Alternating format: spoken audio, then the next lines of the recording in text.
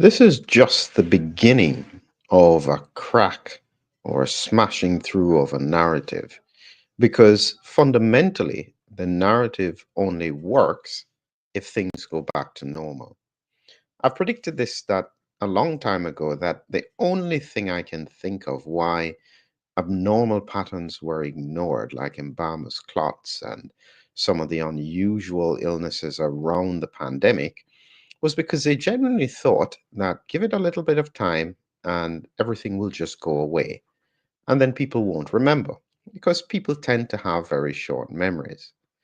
But I could have warned them that the problem they've got here in the pandemic is that the issues are not going to go away. They're going to be going on and on. And so, for the first time, we've had a doctor come forward and say, you know what? What the embalmers have been seeing is actually correct. That's very important because it's the first time that a doctor has spoken out. If you want to watch that interview, it's going to be on my Substack, and you can see it there. It's available. It's about 47 minutes, and we go through some of his observations, first-hand observations from what he was seeing since 2021. And it just corroborates essentially what the embalmers had said, that this was something unusual. And the truth is that there are likely to be many other people who have seen similar patterns, but many people have been afraid to speak out.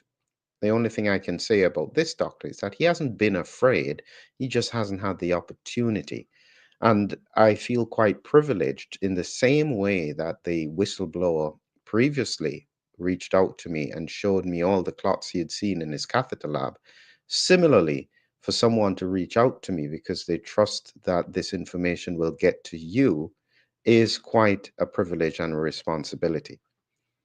This is where we are at the moment. And one of the important things I think that he highlighted was an unusual pattern that he noticed. And as soon as he had said it, I then went to research it. And what he had said is that he noticed that about, say, 200 of his patients, almost all of them had a drastic drop in their B12 and vitamin D levels post vaccination. This was unusual. It was one of the first times I had heard about that. And so what I then did is that I then went to try and see if there was anything that would corroborate what it is that he had found. And lo and behold, I found a paper looking just at that. And I'm just going to show it to you here in just a minute because I want to tell you why there is such a problem with regards to finding solutions in terms of these cases. Is that in effect, a lot of research is held back, and so therefore you can't get to see it. So here is the research paper that I found in relation to what he had observed about the drop in vitamin D and vitamin B12 in his patients post vaccination. This paper is on Research Square. I'll make it just a little bit bigger here. And it's done from the UK, and they were looking at B12 and vitamin D deficiencies as cofactors in vaccine-induced chronic neurological adverse reactions. It was only two cases, and they put forward a hypothesis. And this paper is supportive of what it was that he thought that he was seeing at the time. But listen very carefully to what happens to research. When you look carefully at the dates here, you will realize that this was posted on the 8th of March 2022. But very important, it's a preprint. That means it has not gone through peer review as yet. And so it's not yet considered open publication in the sense that it has been vetted and put forward as a proper case review. And so, in effect, it's lost. And it therefore has been sitting there for almost 3 years looking at what they found. And what was very interesting is that In both cases, one of them who had done this here was a physician. Say, case one is a physician. And after he had his vaccines in December 2020, he had the Pfizer ones. It was the second dose, was similar to the first, but 1 to 2 weeks post vaccination of case two, he then got neurological symptoms, dizziness, weakness to his forearms, increased tone, and in his case, he was found to have very low vitamin B12 as well as vitamin D. And so this was a physician who actually had symptoms.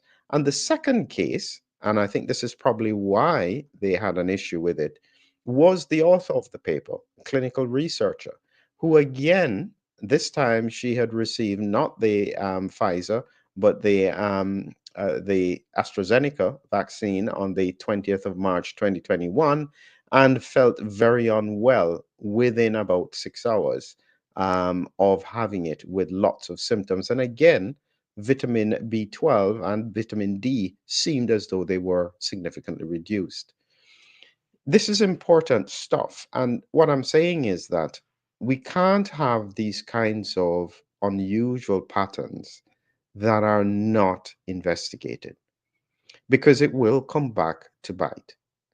The reality at the moment is that what we have is that there are unusual patterns that first embalmers noted and reported that were ignored.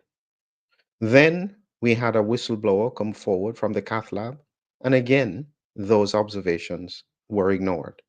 Now we have another doctor stepping forward to say, no, I've been seeing strange and unusual patterns as well.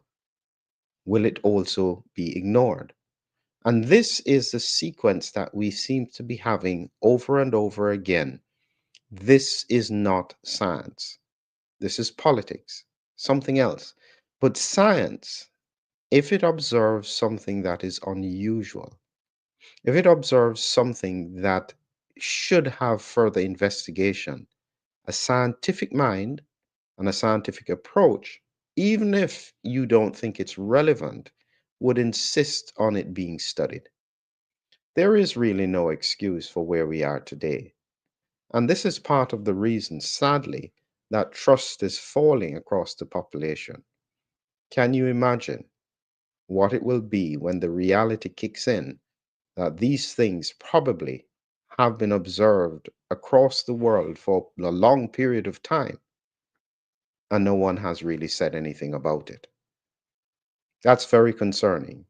And it's very concerning that in clinical practice, doctors would feel afraid to bring forward concerns that could be relevant for patient care.